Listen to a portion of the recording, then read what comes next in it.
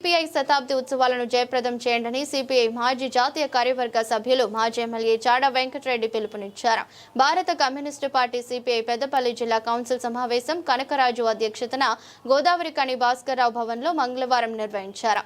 సమావేశానికి ముఖ్య అతిథిగా సిపిఐ జాతీయ కార్యవర్గ సభ్యులు మాజీ ఎమ్మెల్యే చాడ వెంకటరెడ్డి హాజరై ముందుగా మీడియాతో మాట్లాడుతూ పేద ప్రజల కోసం స్వాతంత్ర సాధన కోసం పోరాడిన భారత కమ్యూనిస్టు పార్టీ ఈ సంవత్సరం డిసెంబర్ 26న వసంతాలు నిండుతున్న సందర్భంగా ఖమ్మంలో 5 లక్షల మందితో భారీ బహిరంగ సభ ఏర్పాటు చేయబోతున్నామని, భారత కమ్యూనిస్టు పార్టీ శతాబ్ది ఉత్సవాల సందర్భంగా రాష్ట్ర పార్టీ శతాబ్ది ఉత్సవాల జీపు జాత ఆదిలాబాద్ జోడే ఘాట్ నుండి ప్రారంభమై రాష్ట్రమంతా నిర్వహిస్తామని, అందులో భాగంగా నవంబర్ 16 తేదీన గోదావరి కని, పెద్దపల్లి, సుల్తానాబాద్ ప్రాంతాలకు వస్తుందన్నారు.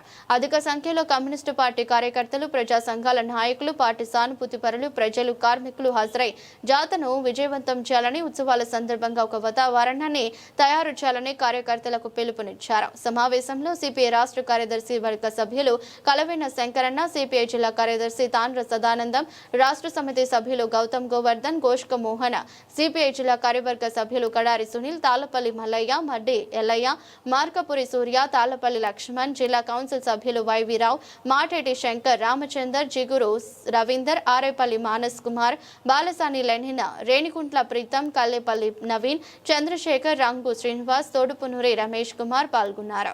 నరేంద్ర మోడీ ప్రధానమంత్రి అధికారానికి వచ్చిన తర్వాత ఆయన మన్ కీ బాత్ అలాగే ఆయన అనుసరిస్తున్న విధానాలు చూస్తూ ఉంటే జీఎస్టీ పెట్టడం కానీ ఇతర రద్దు కానీ ఈ పరిణామాలను చూస్తూ ఉంటే కార్పొరేట్ సంస్థలకు పెద్దపీట వేసే పని చేస్తూ ఉంటాం.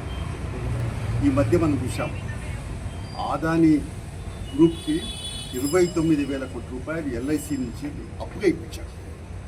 ఎవరి సొమ్ము ప్రభుత్వ రంగ సంస్థ కాబట్టి దాన్ని నష్టాల పాలు చేయాలి.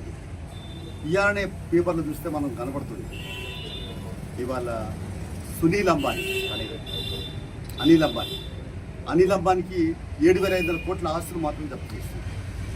అంటే ఆదాని గ్రూప్ వనికేమో 29,000 కోట్ల రూపాయలు ఎల్ఐసి ఇప్పించాడు. ఇవాళ 7,500 కోట్లకు జప్తు చేస్తాడు. అంటే ఆయనకు నచ్చిన వాడు, ఆయన మనిషి అయితే, ఆయనకి ఇష్టం ఉన్నవాడు అయితే, అంటే వాడు ఆదానోడు గుజరాతోడు కాబట్టి ఆయనకు మారకుని మాపలాగా చేసినారు.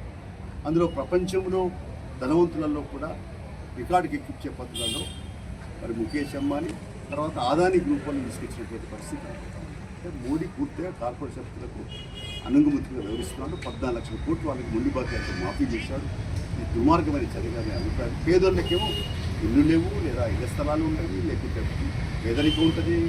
మరి ప్రభుత్వ రంగ సంస్థలు మీరేం చేస్తున్నారు, ప్రైవేట్ సంస్థలు ప్రోత్సహిస్తున్నారు, కార్పొరేషన్ ప్రోత్సహిస్తున్నారు, పూర్తిగా వ్యవసాయాన్ని దండగమారిగా చేస్తున్నారు. అలాగే ఇవాళ ప్రకృతి వైపరీత్యాలు నష్టపోయినా పట్టించుకునే పరిస్థితి ఒక్క పైసా కూడా రైతులకు ఇవాళకి నరేంద్ర మోడీ రుణమాఫీ. అంటే ఎంత కక్షతో ఉంటుంది ఈ మధ్య. మరి జాతీయ ఉపాధి పథకం కింద పేదలకు కూడా డబ్బులు ఇవ్వలేనటువంటి పరిస్థితి. దీనిపైన రానున్న కాలంలో కమ్యూనిస్ట్ పార్టీ మరింత నిశ్చితంగా అందులో ప్రశ్నించే గొంతుకలు నొక్కేస్తూ మరి ఇవాళ మనం ఆపరేషన్ కగారు పేరుతో మావోయిస్టులు అంతం చేసే కుట్ర చేసినటువంటి పరిస్థితి మనం చూసాం. ఇప్పుడు లొంగిపోతారు కాబట్టి మేము విజయవంతమైంది తప్పి చెప్పుకుంటా ఉన్నారు. విజయవంతం వీళ్ళు కాలేదు, వీళ్ళ తుపాకులు విజయవంతమైంది తప్ప వీళ్ళు గెలవలేదు ప్రజలలో. ఇప్పుడు ఆ సిద్ధాంతం ఆశ్రమ సిద్ధాంతం కాదు, అది మరి మనసు రక్తం నుంచి తడిసి ఎర్రజెండా నుంచి వచ్చినటువంటి సిద్ధాంతం కాబట్టి అది ఏదేమైనా ఎవరు ఆపిన ఆపది. నా రోజులు తాత్కాలికంగా ఉన్న భవిష్యత్తు ముందుకు పోతుందని చెప్పి తెలియపరుస్తుంది. ఇక రాష్ట్రంలోకి సంబంధించి దీన్ని హైకోర్టు తీర్పిచ్చింది, చాలా స్పష్టంగా చెప్తుంది. మేము ఎన్నికలు జరపమన్నాము, మీరు జరపట్లేదు అంటే వీళ్ళు వారి ఊరు వాయిదా కావాలని కోరినారు. మీరు ఈ 42% రిజర్వేషన్ మనం ఒప్పుకోలేదు. వాటికి మీరు యథాతథంగా జరపచ్చు. నిజంగా చెప్పాలంటే స్థానిక సంస్థల ఎన్నికలు ఎప్పుడు జరపాలి? 5 ఏళ్ళకు విధిగా జరపాలి. 73, 74 రాజ్యాంగ సవరణ చెప్తున్నారు. అది రాజీవ్ గాంధీ గారే చేసినారు. మరి వీళ్ళు ఇక్కడ అమలు చేయక కాలయాపన చేస్తున్నటువంటి దాన్ని మేము ఖండిస్తున్నాం. రాజ్యాంగ సవరణ అమలు చేయండి. తక్షణం ఏదైతుందో ఇప్పుడు మీకు 42% రిజర్వేషన్ ఏదైతుందో వాళ్ళు కేంద్రం కూడా ఒప్పుకుంటలేడు. వాటి కేంద్రం పైన యుద్ధం చేయండి. అవసరం అనుకుంటే ఆల్ పార్టీస్ని తీసుకెళ్ళి కేంద్రం పైన ఒత్తిడి పెంచాలి తప్ప మీరు ఇంకా లేట్ చేయొద్దు.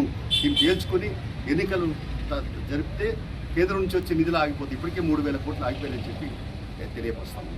ఇంకో వైపున చేస్తే ఇవాళ ఈ హైదరాబాద్లో జరిగేటువంటి జూబ్లీ హిల్స్ ఎన్నికల్లో కూడా సిపిఐ కాంగ్రెస్కు మద్దతు ప్రకటించింది. ఎందుకంటే అక్కడ ఉన్న పరిస్థితుల్లో ఇక అది అక్కడ కూడా బాగా వెనుకబడ్డ సైడ్ లైన్స్ కానీ ఇవి కానీ అన్నీ చాలా గందరగోళంగా ఉన్నాయి.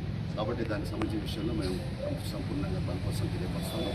సిపిఐ జయంతి ఉత్సవాలు దేశవ్యాప్తంగా జరుగుతూ ఉన్నాయి.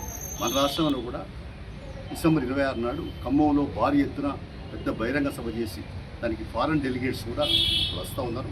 ఆ సందర్భంగా లక్షలాది మందితో బహిరంగ సభ చేయాలనుకున్నాం. ఈ మధ్యలో జాతాలు ఎక్కడికక్కడికి జాతాలు నిర్వహించాలా. ఆదిలాబాద్ జోడేఘాట్ నుంచి బయలుదేరి జాత మరి ఇక్కడ హైదరాబాద్ మొత్తం జిల్లా తిరుగుతూ కరీంనగర్ నుంచి వెళ్ళి వరంగల్ నుంచి వెళ్ళి కొత్తగూడెం పోతుంది. ఇంకో జాత బాగా అక్కడ మన జోగులాంబ గద్వాల జిల్లా నుంచి బయలుదేరింది. ఇంకోటి బాసన ఇక్కడ నిజామాబాద్ నుంచి బయలుదేరి ఇట్లా 3 జాతాలు మరి రాష్ట్రంలో ఈ విజయం చేయడంపై మేము ఈ కార్యాచరణ రూపొందించుకోవడం జరిగింది. చైతన్య ఉత్సవాలను చేయాల్సిన అవసరం ఉంది. సిపిఐ పార్టీ 100 సంవత్సరాల కాలంలో అనేక ఆటుపోట్లు ఎదుర్కొన్నది, విజయాలు కూడా సాధించింది. రాజభరణాలు రద్దు కావచ్చు, లేదా తెలంగాణలో భూమి భుక్తి సమస్య కావచ్చు, కేరళలో కావచ్చు, పశ్చిమ బెంగాల్లో కావచ్చు, లేదా దేశవ్యాప్తంగా కావచ్చు, భూమి సమస్య అంతా పోరాడింది, సాధించింది. ఇలా పేదలకు భూములు ఉన్నాయంటే సిపిఐ చేపట్టి ఉన్నాయి. ఇలా కార్మికుల చట్టాలు వచ్చినాయన్నా, అరే మరి వేతనాలు పెరిగినాయన్నా, లేకుంటే కూలీనాలు పనిచేసుకునే వాళ్ళకి హక్కులు వచ్చినాయన్నా పరిస్థితి కొద్దిగా సిపిఐ పార్టీ మాత్రమే. అందుకని సిపిఐ తల్లి పార్టీగా మొదటి పార్టీగా మరి